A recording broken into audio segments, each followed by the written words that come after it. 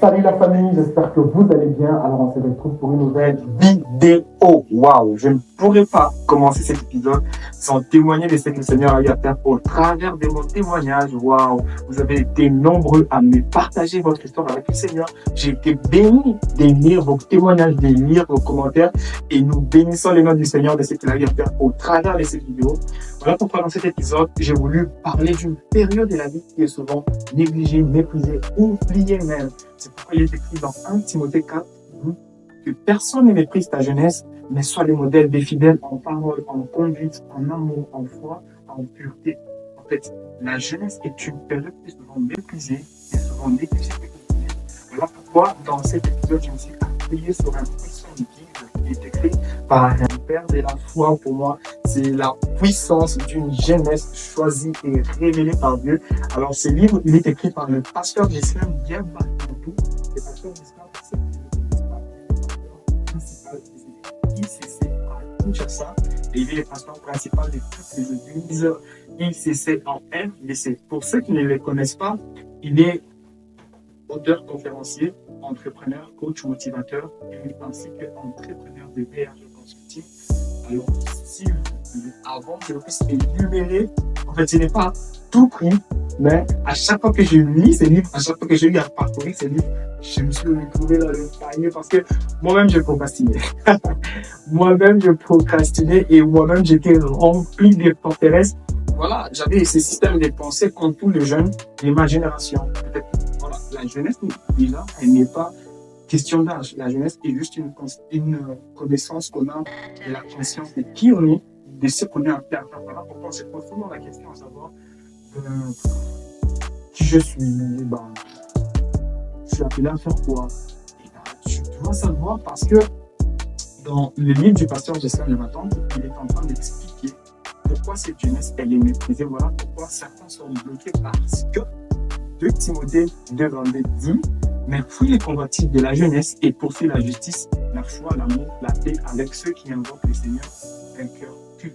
J'aimerais d'emblée déjà attaquer les versets de base de ce livre qui dit, dans Éphésiens 2:10, qui dit, je lis dans la version parole de vie, il dit: ce que nous sommes, nous le devons à Dieu. Il nous a recréés en Christ pour nous faire accomplir dans la communion avec lui les bonnes actions qu'il a préparées depuis longtemps pour nous. Voilà la vie conforme à la volonté de Dieu, celle pour laquelle il a tout arrangé d'avance. Il a préparé notre chemin afin que nous n'ayons plus qu'à y marcher. Tout est déjà tracé pour toi, tout est devant toi. Simplement, tu ne sais pas par où commencer. Voilà pourquoi, dans cet épisode, dans cette vidéo, j'ai parcouru quelques chapitres de ces livres. Et j'ai découvert déjà, premièrement, parce que nous sommes choisis de Dieu, nous sommes la cible de Dieu. Ah oui, il faut l'accepter. À un moment, il faut s'arrêter et savoir que si nous sommes autant combattus, si nous sommes autant matraqués, oppressés par tant de choses, d'ailleurs, dans mon témoignage, j'ai partagé quelques faits de ce que j'ai connu et ce que j'ai vécu et ce que j'ai subi. Vous allez vous rendre compte que certaines actions, je les posais parce que j'ai été exposé, parce que j'ai été exposé à certaines choses dont je n'aurais pas été exposé. Et voilà, parce que je me disais que c'est ça. Je me disais que je ne suis rien, je ne dois arriver à rien. Je me disais que je suis nul. Voilà, je me disais que je ne suis pas la personne qui doit avoir cette tête. J'ai déprimé. Je me suis lancé dans une vie qui n'était pas la mienne. Et c'est ça, en fait, le piège de la procrastination qui est dans notre jeunesse. C'est le piège qui nous pousse à croire que nous ne sommes bons en rien, en fait. Que tu te dis, bon, voilà, je suis là juste à vivre parce que, voilà, je suis sur terre. Mais tu ne t'es jamais posé la question de savoir qu'est-tu venu faire sur la terre, pardon? Qu'est-ce que tu es venu faire sur la terre? Quelle est ta mission? Quel est ton plan? Qu'est-ce que Dieu veut que tu fasses? Qui es-tu réellement? Pourquoi tu as été créé? Pour quelle mission tu es? En fait, tout ce qui t'entoure, tu dois savoir que tout ce qui t'entoure a été créé pour un but. Même ce que Dieu a créé a été créé autour de toi pour une mission, pour un but, pour répondre à un besoin. De même, toi aussi, tu es en fait sur cette terre, tu as une mission. Tu t'es jamais dit que c'est par toi peut-être que passera la délivrance et ta femme. Tu t'es jamais dit que tu as des rêves remplis en toi, mais parce que tu es piégé par cette jeunesse, tu es piégé par cette période de la vie où, bon, voilà, aujourd'hui, tous les jeunes sont incompris parce qu'ils aiment bien les sorties. Ils aiment bien être, voilà, remarquez, ils aiment bien faire une chose qui n'a jamais été faite par les autres, voilà. Et nous nous lançons dans cette carrière, nous nous lançons en fait entreprise sans savoir le pourquoi nous faisons cela. Et parce que nous nous conformons au monde, nous n'arrivons pas en fait à connaître ce que Dieu veut que nous puissions faire. Voilà pourquoi dans ce livre, le pasteur Islam est en train de dire parce que tu as été choisi par Dieu, parce que Dieu t'a choisi, tu es automatiquement la cible de Satan. Voilà pourquoi vous allez vous rendre compte que lorsque Dieu devait utiliser Moïse d'avance, le diable avait voulu éliminer tous les enfants nouveau-nés en Égypte. Il a voulu massacrer tous ceux qui étaient nouveau-nés. Et voilà pourquoi Moïse avait été exempté, parce qu'il avait été caché et recueilli dans le famille de Pharaon. Vous voulez vous rendre compte aussi qu'il a été de même avec Gédéon, il a été de même avec Jérémie. Lorsque Dieu s'est révélé à eux, il dit nous sommes des bons parleurs. Jérémie, lui-même, a dit je ne sais pas parler. Moïse a dit ça aussi. Gédéon a dit comment est-ce que Dieu peut m'appeler moi un vaillant héros alors que moi, je viens de la plus petite tribu d'Israël. En fait, ma famille n'est rien, moi-même je suis rien, je suis juste les cadets de la famille. Et comment Dieu peut m'appeler vaillant héros? Aujourd'hui, Dieu te dit que tu es un vaillant héros dans ta jeunesse. Dieu te dit que tu es un vaillant héros parce qu'il a déposé un potentiel en toi qui doit être exploité. Et pour que ce potentiel soit exploité, tu dois connaître qui tu es. Et pour connaître qui tu es, en fait, c'est à la lumière de la parole de Dieu. Bien oui, aujourd'hui, nous sommes confrontés en fait à une procrastination qui nous lance dans un piège à repousser ce que nous sommes appelés à faire aujourd'hui à demain. C'est ça les pièges de la procrastination. En fait. Moi-même, pour faire ces vidéos miséricorde, j'ai procrastiné. Je me disais, je vais passer pour l'enregistrement demain. Puis je me dis, après-demain. Mais après, je me suis dit, non, c'est bon, Fabien, tu dois maintenant sortir cette vidéo. Il est temps que le monde sache, en fait, c'est que Dieu a prévu, c'est que Dieu a déposé. Et c'est pourquoi, c'est ma raison d'être là. C'est pour te communiquer, en fait, la portion des connaissances que Dieu m'a donnée. Et te la communiquer parce que voilà, aujourd'hui, la Bible, elle est claire, elle dit, mon peuple périt par manque de connaissances. De quelles connaissances tu te nourris? Est-ce que tu te conformes à la parole de Dieu? Jacques est en train de dire qu'un homme qui s'émire dans le miroir, il perd automatiquement l'image de ce qu'il a vu. Mais j'aime bien ce que l'apôtre Paul dit encore. Donc on va dire qu'il dit, nous tous qui les visages découverts, contemplons comme dans un miroir la gloire du Seigneur, nous sommes transformés en la même image par le Seigneur, l'Esprit. En fait, c'est à quoi tu es exposé, c'est à quoi tu regardes, c'est ce à quoi tu vas refléter dans ta vie. Parce que tu as entendu les gens dire de toi que tu es un bon à rien, en fait, c'est ce qui va résulter de ta vie future. En toi, il y a une vie qui n'est pas une future, mais elle est en toi déjà parce que Dieu l'a déjà déposée d'avance. Parce que, en fait, si tu n'as pas encore cru au Seigneur, je t'inviterai à croire au Seigneur parce que pour vivre cette vie, pour accéder à cette vie, ce n'est que lorsque tu seras conscient et que tu as reçu le Seigneur comme Sauveur et Seigneur. Et pour cela, nous avons des gens dans l'Église qui lèvent les mains, les mentons levés, pleurant, un soupli. En fait, ils sont en train de soupirer que Dieu fasse quelque chose, narine dilatée, dire à Dieu, nous voulons que tu changes notre vie. Mais ces gens, en fait, ont reçu le Seigneur comme juste sauveur. Parce qu'ils n'ont pas reçu le Seigneur comme Seigneur. Pourquoi? La Bible dit, c'est à celui que tu obéis, c'est à lui qui est ton maître, en fait. Tu ne peux pas servir deux maîtres à la fois. Ou soit tu sers les convertis de ta jeunesse, ou soit tu décides de consacrer ta jeunesse à Dieu, à accéder en fait à la dimension à laquelle Dieu t'attend, à une vie extraordinaire en fait. Tu ne peux pas, parce que voilà, nous avons tous des plans, nous avons tous des rêves. Personne ne me dira qu'il n'a pas de potentiel à exploiter. Dieu a mis des potentiels en nous à exploiter et ces potentiels ne sont pas que pour nous. Ces potentiels sont là pour sortir les autres d'une S totale parce que voilà, tu as le seum, tu as la flemme d'exploiter cela. Et voilà, aujourd'hui, les gens se disent que être conformé à la Bible, c'est démodé. Les gens se disent, en fait, je ne peux pas me mettre là juste à commencer à méditer un livre qui a été écrit depuis des années. C'est pas un livre comme les autres si tu le considères ainsi. La parole est la vie. La parole est au fait ta boussole sur terre. Elle te permet de connaître les plans de Dieu. En fait, tu dois saisir là où Dieu est en train de dire, et mon Dieu pourvoira à tous vos besoins selon son immense richesse avec gloire en Jésus. En fait, tu dois saisir cette parole parce qu'elle t'appartient. Il dit lui-même dans sa parole, qui est ce père à qui son fils demande un poisson, il donnera un serpent. Est-ce que tu es conscient que Dieu est ton père?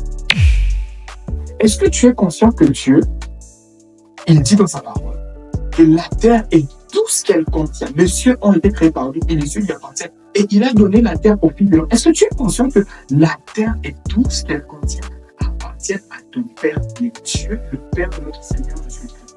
Est-ce que tu es conscient que si tu demandes à Dieu quelque chose, avec, en fait, comment dire, avec ses cœurs remplis d'humilité, tu viens à lui comme de la même manière, en fait, que tu demandes à un Père biologique, à un Père physique. De la même manière que tu dois te rendre à lui, mais simplement avec cette pleine foi. En fait, ta foi doit inviter Dieu dans ta prière. En fait, c'est la connaissance de ta relation avec Dieu comme ton Père qui te donnera accès aux promesses qui sont faites sur ta vie. Oui, tu me diras, bon voilà, on a dit sur ma vie que je serai. On a dit sur ma vie que je ferai. Ok, mais qu'est-ce que tu pendant ces temps? Entre les temps où la promesse, entre les temps où la parole a été libérée sur ta vie et entre les temps où tu dois vivre cela, que fais-tu? Que fais-tu pendant ces temps? Tu es assis devant ton canapé, tu sais afficher ta chaîne, tu es assis devant ton téléphone, tu scrolles. Tu dois savoir que le scrolling, quand tu scrolles, ça te pousse dans une procrastination qui te pousse au fait à te dire que ben, voilà, c'est ça ma vie. Et tu dois savoir qu'à chaque fois que tu es en train de scroller sur des pages, ça te pousse dans une vie qui n'est pas la tienne et tu tomberas toujours dans quelque chose qui va te faire dégoûter ta personne, qui va te faire mépriser ta personne. Est-ce que tu es prêt juste voilà, à consacrer ta jeunesse à Dieu? Voilà, à revenir à Dieu, à prendre conscience que c'est de toi qui doivent sortir des nations. N'as-tu pas ces rêves un jour de prendre les règnes dans cette nation? N'as-tu pas ces rêves un jour d'être ce DG, ce PDG, en fait, cet homme d'affaires? Tu as plein de rêves, mais tu ne sais pas par où commencer parce que tu ne te réfères pas à la bonne boussole. La bonne boussole, c'est la parole de Dieu. Elle est vie pour toi. Voilà pourquoi même lorsque un concepteur, je ne sais pas moi, de cette souris, lorsqu'il l'a faite, il a mis une notice pour que nous puissions savoir que lorsque nous devons l'utiliser, il faudrait que nous puissions user de ça. Il faudrait que nous puissions faire le mode d'emploi ainsi. C'est de la même manière avec nous qui sommes les créatures de Dieu, le Père, notre créateur. Il a mis la parole là pour nous guider. Nous devons nous référer à la parole. Mais durant ces temps, voilà, tu es rempli par un système de pensées qui régit en fait des hommes forts, des forteresses qui te tiennent solidement ancrés dans leur prison. Tu ne sais pas quoi faire, tu vois. Parce que tu n'es pas informé sur ton avenir, tu n'es pas informé en fait sur ta personne. Tu ne sais pas encore ce que tu peux faire en fait avec Dieu. Tu n'es pas encore conscient des exploits que Dieu peut faire avec toi. Voilà pourquoi je t'inviterai à te procurer vraiment ces livres, à t'en procurer parce que je peux te lire juste quelques extraits des chapitres que le pasteur Jesna est en train d'énumérer. Il dit, dans le premier chapitre, il dit ceci: les trois vérités incontournables, à savoir sont celles-ci. Choisi par Dieu, cible de Satan. Je l'ai dit. Choisi par Dieu, mais pas encore validé. Parce que tu es choisi par Dieu, tu ne peux pas être validé parce que voilà, tu as encore en fait ces limitations en toi. Tu as encore ce système de pensée qui est encore erroné. Tu dois être sélectionné. En fait, il dit dans Psaume 65, verset 5, heureux celui que tu choisis et tu admets en ta présence. Lorsque Dieu t'a choisi, il doit maintenant t'admettre. Et pour t'admettre, c'est ton attitude. Quelle attitude tu prends devant Dieu? Quelle attitude tu prends quand tu entends prier? Tu vois? Et il dit ceci, la troisième vérité, quand on va dire choisi par Dieu, libre de choisir. En fait, dans la nouvelle alliance, Dieu n'impose à personne à sa santé. Dieu reste souverain, maître de toutes choses, et toi aussi tu restes maître de ta vie. Tu pourras décider, en fait. Aujourd'hui, soit tu es consacré à ce qui est bon pour toi. Tu es livré à tout ce qui est passion de la chair. Tu es livré à tout ce que les gens peuvent faire. Tu es livré en fait à toutes sortes de débauches et de mal. Mais demain, c'est toi qui seras en retard. C'est toi qui seras en fait déprimant lorsque tu verras les autres avancer, percer dans la vie. Tu te demanderas, ben, Dieu n'existait pas. Non, Dieu a été là. Il a toujours été là pour toi. Mais c'est toi qui n'as jamais ouvert la porte. Tu n'as jamais osé avec Jésus. Et il dit dans le chapitre Dieu, 3 défis majeurs de la jeunesse. Je l'ai dit, nous sommes confrontés à des défis majeurs dans la jeunesse. Voilà pourquoi il y a des hommes forts dans ces pays. Je parle des entités spirituelles qui tiennent un système de pensée, un raisonnement comme qui, pour dire en fait que voilà, dans notre pays, quand tu finis les études, c'est automatiquement le chômage. Non. quand tu commences les affaires, c'est difficile. Non, parce que tu es né non, parce que tu es né non, parce que voilà, dans ta famille, non, c'est un système erroné du monde. Tu dois te conformer à ce que Dieu dit sur ta vie. Tu dois te conformer à ce que Dieu dit dans ce qui sort de la bouche de Dieu. Voilà pourquoi il dit que l'homme ne vivra pas simplement du pain, mais de toute parole qui sort de la bouche de Dieu. Il dit encore dans une jeunesse négligée par sa propre valeur. Je l'ai dit, tu négliges ta propre valeur. En fait, tu te dis que tu n'arriveras à rien. Comment tu peux dire ça de toi? Comment tu peux dire que ma vie, elle se résume juste pas à vivre? Non! Tu as une valeur, tu as un potentiel. En fait, il y a quelque chose que Dieu a déposé en toi qui aidera une autre personne. Il y a quelque chose que Dieu a déposé en toi qui est prévu. Je ne sais pas. En fait, même par les affaires, servir Dieu ne résume pas à prendre le micro, à se tenir du haut de la chair et à proclamer Jésus. Non, servir Dieu par son potentiel, c'est pas les compétences que Dieu a mis en toi. Quelles sont les compétences que Dieu a mis en toi? Dieu a mis des compétences en toi et un potentiel. En fait, il t'a rendu capable de faire toutes choses. Voilà pourquoi il dit, je prie tout par celui qui me porte. Et le Saint-Esprit est ton appui. Tu vois? Peut-être que ces choses que je suis en train de te dire, tu t'y perds parce que tu n'as pas la connaissance de la parole. Mais si tu avais la connaissance de la parole, tu t'y retrouverais facilement. En fait, la Bible est comme une carte. C'est un chemin qui te mène vers un trésor, en fait. Voilà pourquoi il dit dans la parabole du champ que un marchand qui cherchait la perle rare, lorsqu'il a trouvé, il va vendre toutes les perles qu'il avait pour racheter ces champs-là parce qu'il y trouve une perle rare. C'est de même, en fait, avec notre jeunesse. Lorsque nous consacrons notre jeunesse à Dieu et nous ne consacrons pas à la parole, on va se rendre compte que voilà, on a trouvé la perle qu'il nous fallait. C'est la parole. Dieu, en fait, nous a prédestinés dans son omniscience, dans son omnipotence. Il nous a prédestinés à des bonnes choses. Et il dit ceci, une jeunesse oppressée par l'iniquité. J'en ai parlé. Tu te livres à quoi? Lorsque moi j'étais confronté à l'iniquité, d'ailleurs, lorsque j'ai connu cet abus dans ma vie, cet abus sexuel, voilà, ça m'avait envoyé à développer une iniquité en moi qui était la masturbation, la pornographie. Tu vois, les péchés sexuels, c'était ça, moi. À chaque fois que je prenais l'alcool, ça m'envoyait toujours être toujours avec une femme, tu vois. C'est ça l'iniquité, en fait. Tu dois faire une différence entre les péchés et l'iniquité. L'iniquité, c'est ce que tu chéris. Donc, ça devient pour toi comme une seconde nature. Ça ne sera pas ton partage et c'est pas ton partage, tu vois. Parce que voilà, la nature adamique en toi est morte. Tu es maintenant en Christ. Et si tu es encore dans la nature adamique, tu t'inviterais à rentrer dans la nature de Christ. Tu dois être de Christ. Tu dois naître de nouveau. Tu dois donner ta vie à Christ. Et il dit ceci dans le 3e chapitre, les 7 décisions qui transforment ta jeunesse. En fait, à un moment, tu dois faire le point dans ta vie, simplement. Tu dois t'arrêter pour dire que ben voilà, où est-ce que je vais? Où est-ce que je vais? Où est-ce que tu vas? Quel est le planning que tu as sur ta vie? Qu'est-ce que tu décides à faire dans ta vie? Tu dois savoir, à un moment, tu dois avoir une ligne directrice, j'y arrive, qui doit te conduire, au fait, à arriver au point où tu veux, là où Dieu t'attend, là où Dieu te voit, tu vois. Et il dit, mets terme à l'iniquité héritée. Voilà pourquoi il dit dans la parole que ce sont les pères qui ont péché, je paraphrase, ce sont les pères qui ont péché, mais c'est les fils qui héritent de ce péché et qui mangent des raisins verts et qui ont des dents grincées, en fait.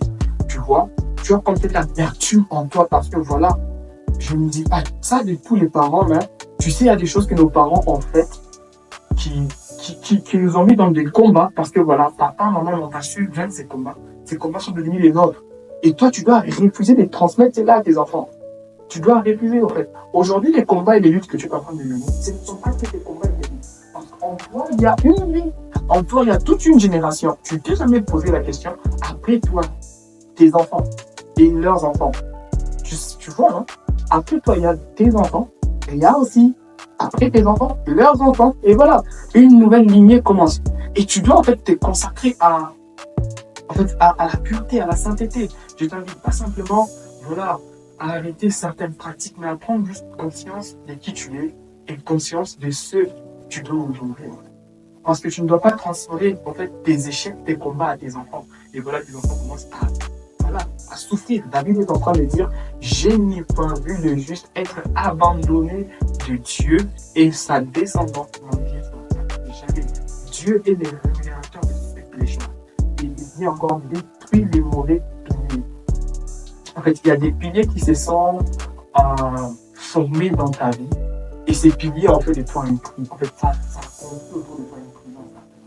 Et ces prisons font des formes. Elles sont des prisons qui certaines personnes, elles sont enfermées. Certaines personnes n'arrivent pas à nous répondre. Certaines personnes n'arrivent pas à aller vers les autres. Je te dis que c'est ma nature, c'est ça. Non, c'est pas ta nature. Non, Dieu n'est pas fait. Il a dit lui-même dans sa parole que ce n'est pas un esprit de timidité, mais c'est un esprit de force. Il habite en nous. C'est un esprit de vivacité, l'esprit de sagesse, l'esprit de feu. Le Saint-Esprit, quand il vient en toi, bah, tu deviens bouillant. C'est ça la jeunesse. Et c'est que le diable à tout coup essaie, en fait, tu vois, de tout faire en toi. Il ne veut pas que ta lumière brille parce que tu es le seul et la lumière du monde. Mais comment tu vas briller pour ceux qui sont dans les ténèbres si toi-même tu es dans les ténèbres? Comment tu seras ce sel qui impacte, qui est en train d'influencer impacter son environnement si toi-même tu es encore dans la nature? Tu veux pas en fait que tu puisses impacter ton environnement, que tu puisses apporter ta saveur, tu vois.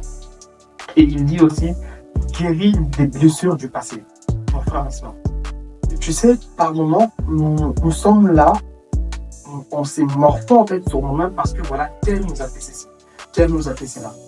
Pour ma part, dans mon témoignage, j'ai pas peut-être énuméré les fois où j'ai été blessé, mais si je suis arrivé facilement en fait à pardonner à ces personnes qui m'ont causé du tort, à ces personnes qui m'ont fait du mal, simplement c'est parce que je me suis en fait laissé en fait guérir, j'ai laissé en fait Dieu guérir, j'ai laissé le Saint-Esprit guérir.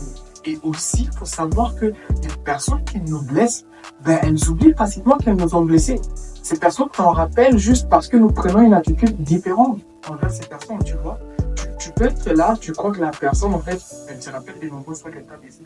Il y a ces personnes qui se rappellent. Il y en a d'autres, en fait, ben, il continue son train de vie. Parce que voilà, toi, tu restes juste là à te dire que ben, voilà, il m'avait fait autant de mal, il m'avait fait ceci, il m'avait fait cela. Mais tu dois en fait quitter cela. C'est un piège que le diable te met dans cela. Générer des blessures. Guéris tes blessures. Prends le temps de t'exposer à la parole. Prends le temps de t'exposer à Dieu dans la présence du Père. Tu lui demandes en fait, il dit lui-même que priez pour ce que vous avez aimer ce que vous m'ont dit, tu vois. Tu dois en fait revenir au Père. Tu dis Seigneur, ces personnes m'ont blessé, mais toi, Père, je veux ton amour simplement. Tu dois en fait demander juste l'amour de Dieu. C'est le seul qui va te guérir, tu sais. Pour sortir de... En fait, peut-être c'est difficile, hein, parce qu'il y a des dimensions des pardons. Je n'en disconviens pas. Il y a des gens qui ont vécu des injustices sociales, il y a des gens qui ont vécu des injustices familiales. Voilà, tu as été abusé par, je ne sais pas, un membre de ta famille. Tu as été peut-être, violé, tu vois. Mais c'est pas ça qui fait de toi un raté. C'est pas ça qui fait de toi un échec dans ta vie. Ta vie n'est pas finie. Ta vie peut encore répondre du sang. Lorsque tu reviens auprès du Seigneur, tu sais, il dit dans sa parole que voici ce que et il est devenu une nouvelle en Jésus-Christ. Si tu décides, je suis sûr que le Seigneur te grâce et il dit transforme ton système de pensée. Je l'ai dit, quel est ton système de pensée? Tu te contentes-tu au monde ou tu te contentes parce que tu te dis tu sais, ton système de pensée, en fait, c'est que tu penses, c'est ce que tu dis chaque jour. Si tu penses que, voilà, moi, je suis un génie, là, tu vas vivre des trucs géniaux, tu vois. Tu vas vivre des trucs qui seront que, waouh, fantastique. Et si tu te dis que, ben, moi, je suis un bon rien, c'est que tu penses, c'est ce que tu es.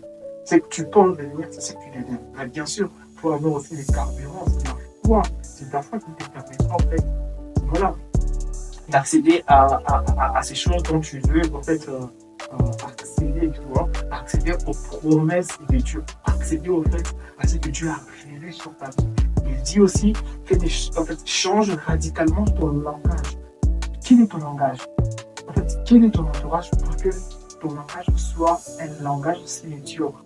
Pour dire que voilà, tu vois, souvent nous réagissons comme Gédéon. Lorsque Dieu s'est présenté devant Gédéon et Dieu l'a appelé, comment vas-tu, vaillant héros? Moi, je ne suis pas un vaillant héros. Moi, je viens en fait de la plus petite tribu d'Israël. C'est ça, moi. Et d'ailleurs, même ma famille, là, elle n'est rien. Tu vois, ce sont des langages en fait, qui te limitent, qui te bloquent. Parce que, voilà, aujourd'hui, nous sommes même confrontés à des situations où certains sont complexés simplement devoir... voilà. Tu vois, il y a des trucs technologiques aujourd'hui qui nous mettent dans des situations vraiment compliquées. Hein.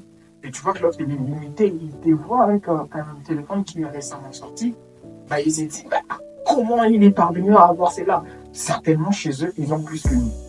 Tu vois déjà, c'est un système de langage qui te limite, qui te bloque. Mais n'es-tu pas sûr que... Parce que Dieu dit dans sa parole que nous sommes bénis des sortes de bénédictions spirituelles dans le lieu céleste en Jésus-Christ. Que, en fait, il faut savoir aussi comment on demande à Dieu. Parce que nous sommes bénis de toutes sortes de bénédictions en Jésus-Christ, dans le lieu céleste, il faut savoir que nous avons accès à plein de ressources auprès de Dieu. Et voilà, pour certaines raisons, je peux peut-être vous donner un témoignage. À un moment, j'étais frustré de ce que ma connexion Internet, voilà, elle était en train d'expirer tout le temps. Avant, j'étais dans ce système-là aussi, d'avoir une connexion journalière.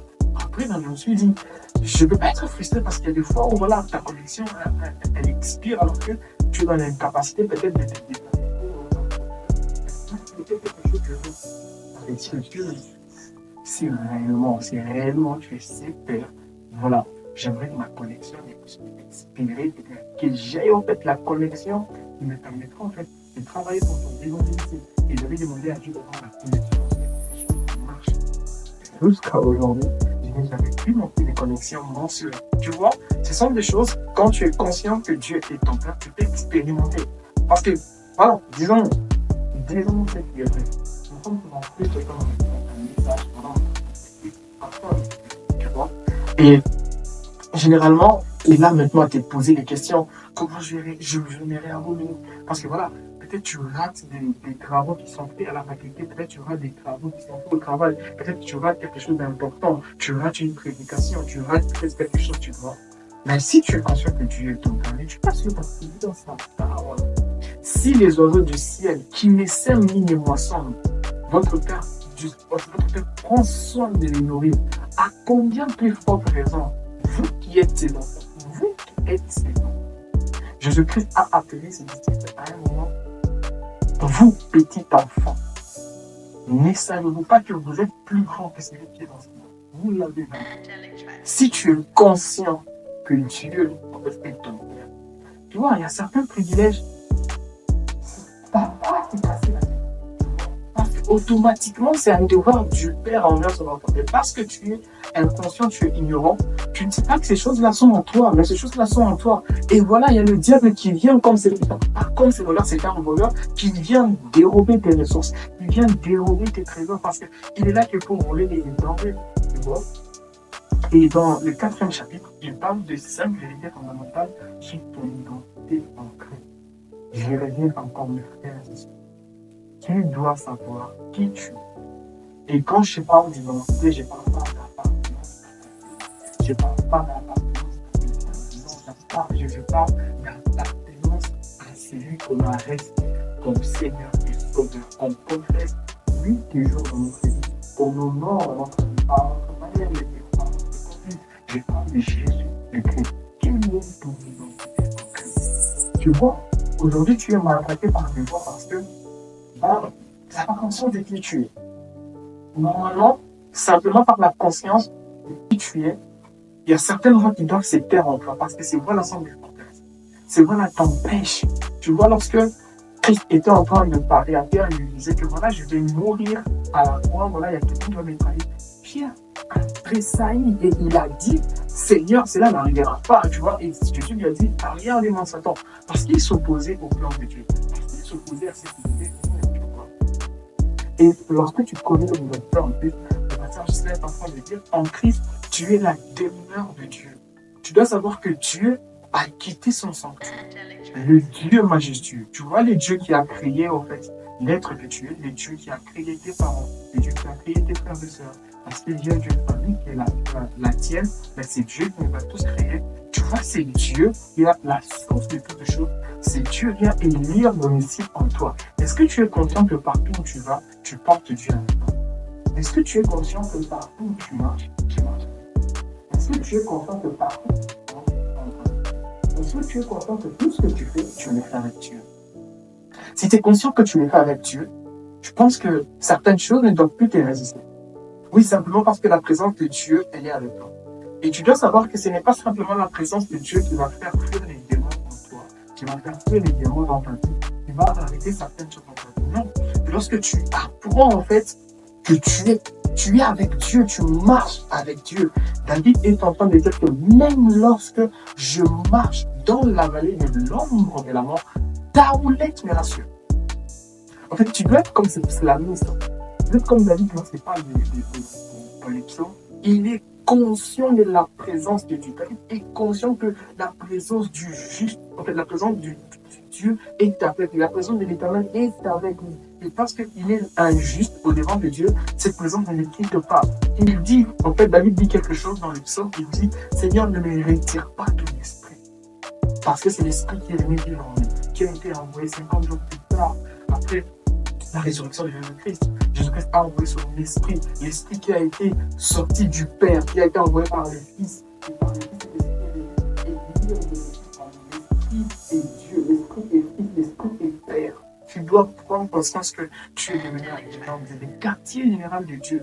Et tu sais, quand tu marches, certaines choses doivent en fait disparaître. Par ta simple présence, certaines choses doivent s'arrêter parce que tu es conscient, comme Christ, tu es sa demeure.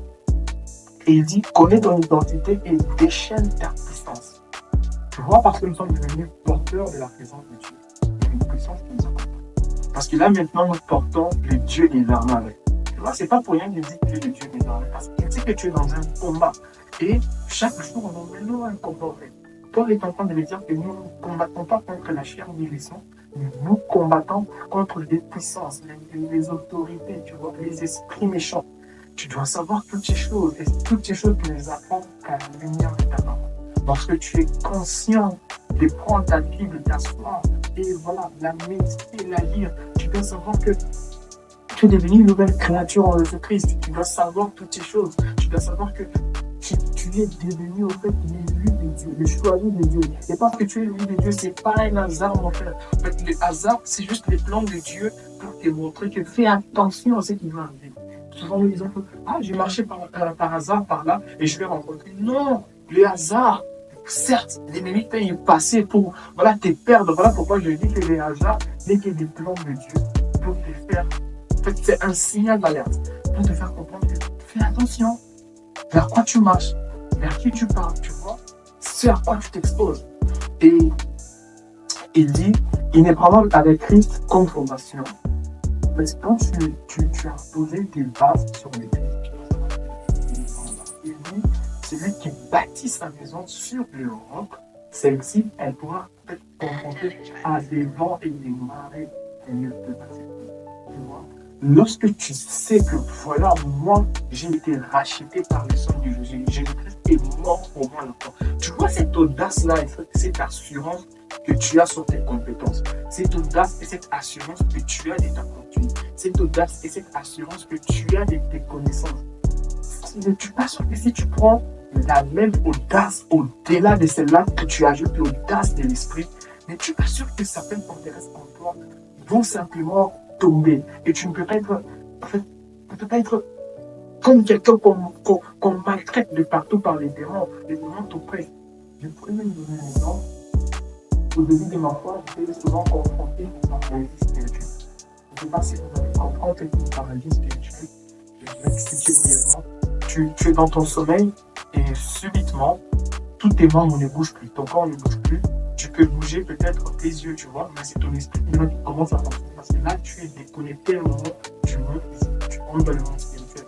Et souvent, cette paralysie spirituelle, elle nous frappe lorsque on a la peur, tu vois. On a la peur des esprits, on a la peur des femmes de nuit, on a la peur des esprits de nuit, des esprits de l'eau, tu vois. À un moment, j'étais confronté à cela, j'étais frappé par des paralysies spirituelles. Et je l'ai même dit dans mon témoignage que lorsque j'étais confronté à cette paralysie, j'étais en train de mourir. Et voilà pourquoi j'étais en train de me débattre. Et c'est lorsque j'ai crié le nom de Jésus, j'ai essayé par tous les moyens de sortir de cela. Et tu vois, quand tu es conscient que tu es avec Dieu, quand tu es conscient que tu as établi tes fondations par rien ne peut te prendre. Rien n'est 10 ans, 10 000 ans à ta bouche, à ta toi, au mine.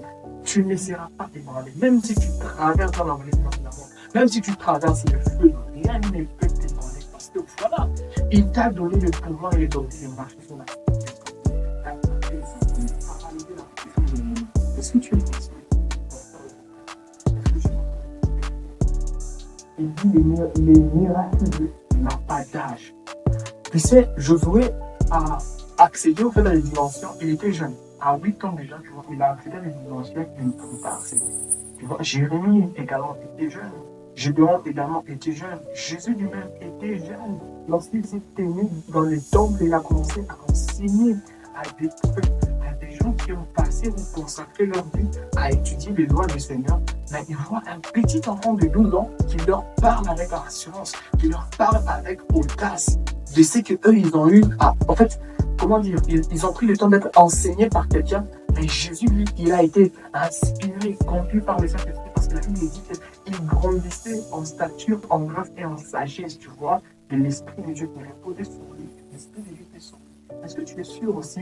En fait, je sais que je t'ai dit tantôt, la jeunesse n'a pas d'âge. Tout dépend de la conscience, à l'importance que tu donnes à l'âge que tu as.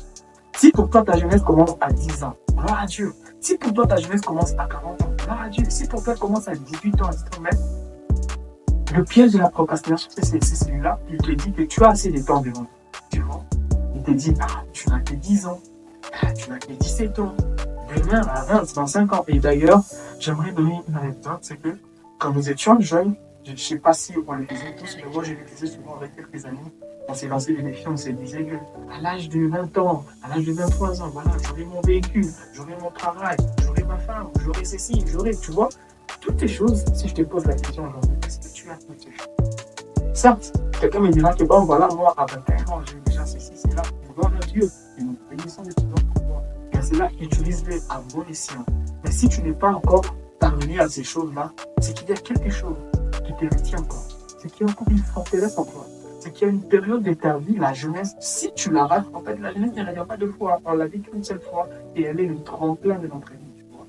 Parce que voilà, il y a des hommes de 77 ans, il y a des hommes qui ont 50 ans qui vivent plus que même des jeunes qui ont 11 ans qui vivent plus que même des jeunes qui ont 19 ans. Simplement, la différence, parce qu'ils sont conscients, ils maximisent leur temps, tu vois. Et il dit un potentiel illimité est en toi. C'est ce que j'ai dit tantôt. Dieu a déposé des trésors en toi. Dieu a déposé un vase. En fait, tu es un vase que Dieu a pris et il a déposé ces trésors en toi pour que ça puisse rayonner son. Mais si tu n'es pas conscient que Dieu a déposé ces choses sur toi, tu ne vas pas accéder au fait à toutes tes promesses. Tu vois. Voilà pourquoi j'aimerais t'inviter beaucoup plus à lire la parole, à lire la parole de Dieu. Je veux savoir trois choses. La Bible de Dieu, lis-la dans mon premièrement. Commence par les évangiles. Commence par Matthieu. Où tu peux prendre Luc. Parce que Luc, j'aime bien la concision et la précision avec laquelle Luc est en train de parler de la vie de Jésus et de son ministère. Tu vois, il était médecin et il parle d'une manière un peu chirurgicale, tu vois. Et voilà, tu peux commencer par les évangiles. Après, tu prends les épîtres de Paul. Tu vois, tu t'imprègnes de l'amour de Dieu, de l'autorité de Dieu. Tu t'imprègnes de la connaissance de qui tu es, tu vois. Prends le temps parce que voilà, quand tu lis ta Bible, celle-ci, elle t'entraîne. Et quand tu commences à la méditer, celle-ci t'informe. Et quand tu commences à te former, celle-ci, tu commences maintenant à la pratiquer pour être transformé. Quand tu la pratiques pour être transformé, et comme la parole dit, il était dans la parole que le monde attend avec ardent désir la manifestation des fils et des filles de Dieu. Je ne sais pas si tu te considères dans ces lots-là. Je ne sais pas si pour toi, ta vie s'arrête simplement à tes études. Je ne sais pas si pour toi, ta vie s'arrête à tes diplômes. Mais tu sais, toutes ces choses-là, c'est bon de les avoir. Je ne dis pas que c'est pour pas travailler. Je ne dis pas qu'il n'y a pas de. Mais simplement, ce sont des choses qui viennent en complémentarité au fait et d'ailleurs, c'est un système mondial, tu vois. C'est un système mondial dans lequel on se conforme parce que voilà, nous sommes dans ces mondes, nous sommes dans ces mondes, nous ne sommes pas de ces mondes. Tu dois savoir qu'après, il y a une autre. Tu dois savoir qu'après tout ceci, il y a en fait des dossiers que tu dois déposer auprès de Dieu, tu vois. C'est comme nous sommes en mission, nous sommes ces pères-là qui sont en mission. Et lorsque notre mission sera finie, on doit présenter au Père, voici ce qu'a été mon parcours. Et sachez que tout ce que Dieu a déposé comme potentiel en nous, tout ce que Dieu a mis comme réponse en nous, Dieu nous en demandera toujours. D'ailleurs, il explique bien lui-même dans la parole des talents. Il dit, à l'un on a donné 5 pièces, à l'un on a donné 10 pièces, à l'un on a donné 2 pièces. Les autres sont allés les multiplier, d'autres ont pris ces pièces-là, ils ont caché ça dans le sol. Et ces pièces-là n'ont pas porté du fruit, tu vois. Et c'est de même avec nous. Dieu a mis à toi une connaissance, je ne sais pas moi, pour la finance. Dieu a mis à toi une connaissance, je ne sais pas, dans l'innovation, dans la perception, dans la conception, tu vois. Tant des ressources en toi, mais comment tu utilises ces choses? Comment tu te livres pour ta jeunesse? Comment tu travailles? Comment tu vis en fait, tu vois? Et quand tu vas les voir auprès de Dieu, tu te poseras la question, as-tu fait de tout ce que je t'ai donné? As-tu parlé de ma part aux hommes? As-tu, tu vois? Ce sont des questions que Dieu te posera. Et je suis sûr que tu te poses les mêmes questions. Qui je suis? Qu'est-ce que je vais faire? Tu vois, à un certain âge, je dirais dans une tranche d'âge de 18 à 26 ans, on se pose beaucoup de questions existentielles. On se demande qu'est-ce qu'on est venu faire? Qu'est-ce qu'on va faire, tu vois? Parce qu'à cette tranche d'âge-là, c'est lorsque maintenant on finit nos études, on finit la faculté, on veut se positionner voilà, dans la carrière professionnelle. On veut être stable émotionnellement, physiquement, financièrement, sur tous les plans. Et cette stabilité-là, si tu passes ton temps à te livrer, en fait, au convoitisme comme tout le monde dans la jeunesse, ben, tu n'arriveras pas à vivre ta vie. Ben, tu n'arriveras pas, au fait, à la vie à laquelle Dieu t'attend. Je crois que j'en ai fini avec ces merveilleux livres du pasteur Giscard Pierre Attendé. Je vous mettrai en description comment vous pouvez l'obtenir. Pour ceux qui sont à Lubumbashi, vous pouvez facilement l'obtenir à l'église ICC locale de Lubumbashi, qui est sur le boulevard Kilwa, à Téléo. Tu dois savoir que ta jeunesse, elle est tellement convaincue. Tu dois savoir que parce que Dieu t'a choisi, le diable aussi t'a choisi. Mais j'aime bien ce que la Bible dit, c'est que Dieu nous a choisis pour des plans merveilleux et non des plans de malheur. Tu vois, Dieu nous a choisis pour un but. Tout ce que Dieu veut, c'est sa gloire. Oui, réellement, ça en fait. Dieu veut juste que tu sortes des gens. Dieu veut juste que tu parles de quelqu'un. Dieu veut juste que tu parles de sa part. Dieu veut juste que tu sortes. Décide aujourd'hui de consacrer ta jeunesse à Dieu. Tu vois, lorsque tu vas décider de te consacrer ta jeunesse à Dieu, lorsque tu vas te livrer à la parole, tu verras que là, tu aurais voulu connaître certaines choses avant. Moi, personnellement, j'aurais aimé avoir ces livres lorsque j'avais peut-être les 12 ans, lorsque j'avais peut-être, voilà, les 17 ans, lorsque j'avais un âge pour avoir conscience de qui je suis et qui j'étais. Ça me demande quelque chose encore pour Dieu, Dieu, tu vois. Donc, si Dieu a voulu en cette saison que tu connaisses cette vérité, si Dieu a voulu en cette saison que tu connaisses cette vérité, c'est pour que la montagne. Et tu es libre de choisir, tu sais, tu es libre de choisir parce que Dieu n'aime pas ta sécurité. Dieu veut juste que voilà, tous les gens soient sauvés. Et c'est dit, voilà, il a donné son fils pour que quiconque dans le vie soit sauvé. Et j'aimerais t'inviter, si tu n'as pas encore reçu le Seigneur comme Seigneur et Sauveur, à envoyer juste Save au niveau de la description. Et on va pas te prendre là pour participer comme une église, pour te prendre là à te dire, voilà, changez-les, changez-les. Non, simplement t'aider à connaître la vérité, t'aider à connaître la vérité, t'aider à exploiter ton potentiel, t'aider à consacrer ta jeunesse à Dieu, tu vois. Et je suis sûr que le Seigneur te rend grâce au-delà de ce qu'il a et le même meilleur aujourd'hui, éternellement. Donc je vous dis à très bientôt pour une prochaine vidéo. N'oubliez pas de vous abonner, n'oubliez pas d'activer la cloche des notifications afin de ne pas rater les prochaines vidéos. Et je suis sûr que le Seigneur va nous bénir encore abondamment par les personnes qu'on va recevoir sur cette plateau avec des puissants témoignages et avant de encore une vidéo d'espérance et la paix et l'amour de notre vie. Ciao. Peace. Je vous aime, la quête de l'investissement. Ciao, ciao.